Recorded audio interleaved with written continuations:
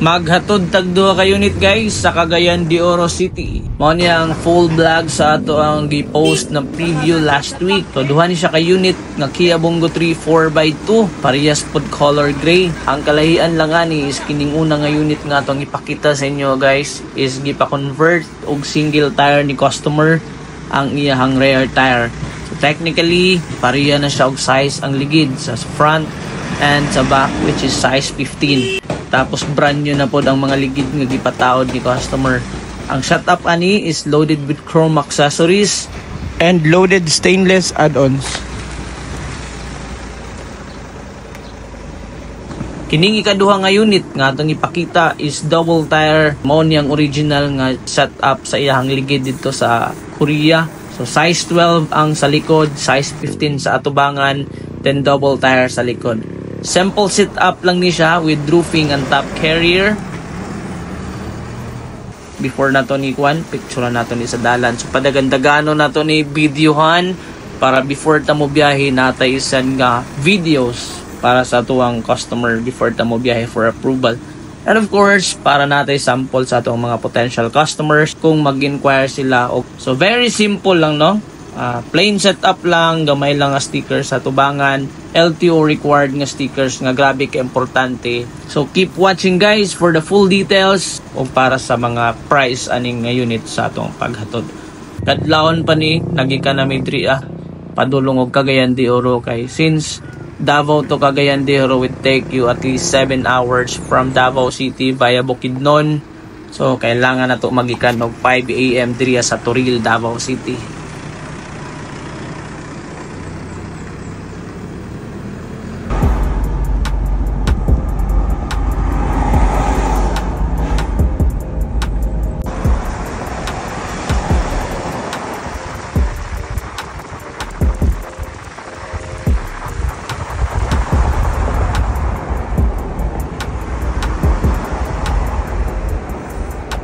For ta mo biyahe, moagi ta og Shell para diretso ang ato ang biyahe kay dito ta magpatubil.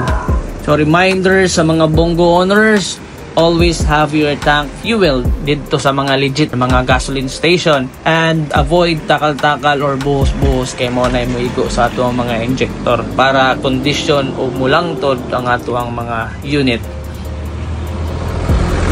So diri ata moagi sa Kalinan, tapos diretso na ni dito sa Buda, then pagkahuman mo diretso na tag Bukidnon. So pag-abot na to dito sa Buda, down to Quezon, Bukidnon, then pag-abot na to sa Quezon, Bukidnon, moagi ta og Don Bosco. Tapos pag-abot sa Don Bosco, mulusot na ni og Valencia City, Bukidnon, then pag-abot na to Valencia City, Bukidnon, around 40 to 50 kilometers, moabot na ta dito sa Malaybalay City. Siyempre naka-convoy ta. After 3 hours, inom ta ning gatas nila diri nga famous kaayo mga fruit salad.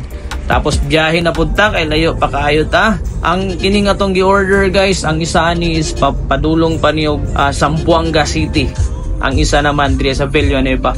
So since nata diri ay experience diri ano puyo sa seminaryo, so diri at na nagstay sa ato ang seminaryo ara tong duha ka unit guys kay ugma pang turnover ani. So niabot mi dito og 2 PM. Then diri ako nagpuyo sa una guys oh. Pagkagabi laag ta ngaon ta kay medyo kapoy gud ang biyahe. So while ngaon ta, so naana po tayo nag-order nga taga Leyte. So grabe ka busy, video call, tawag, inquiry, adlaw, gabi, so mo na atong life. So pagkaugma, mo na ang unit nato, human na og car wash before na to i-turn over. So kining isa ka unit guys, i-turn over lang nato ni didtuwa sa may Bulwa Terminal kay didtuwa magpaabot si customer nga taga Zamboanga City.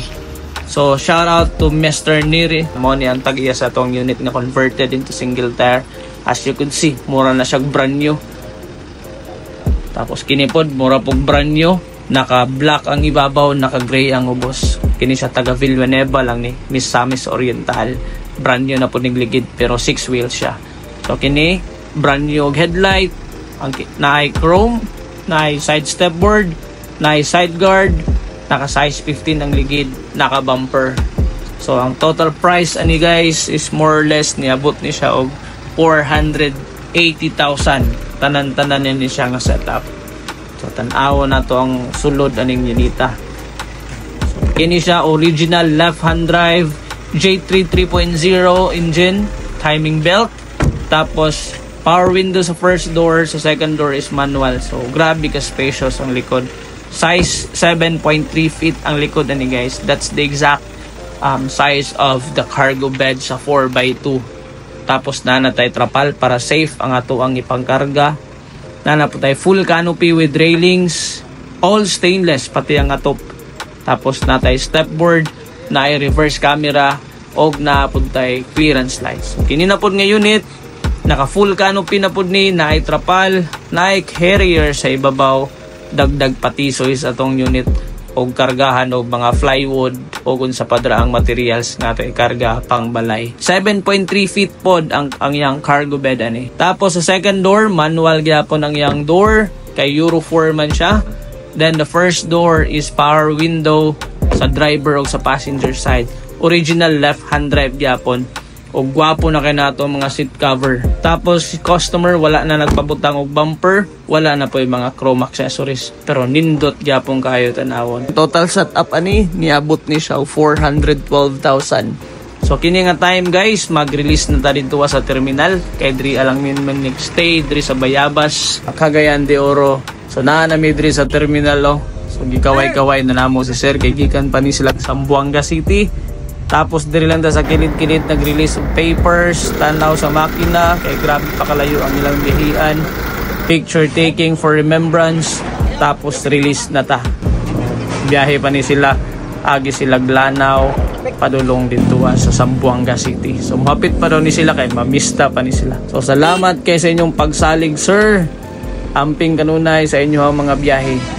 Tapos diri na punta karon, second unit nga tong i-release. Shoutout pod sa tong customer nga si Sir Tupas taga Villanueva, Misamis Oriental. Salamat kayo sir sa pagsalig. God bless sa inyo ang business sir.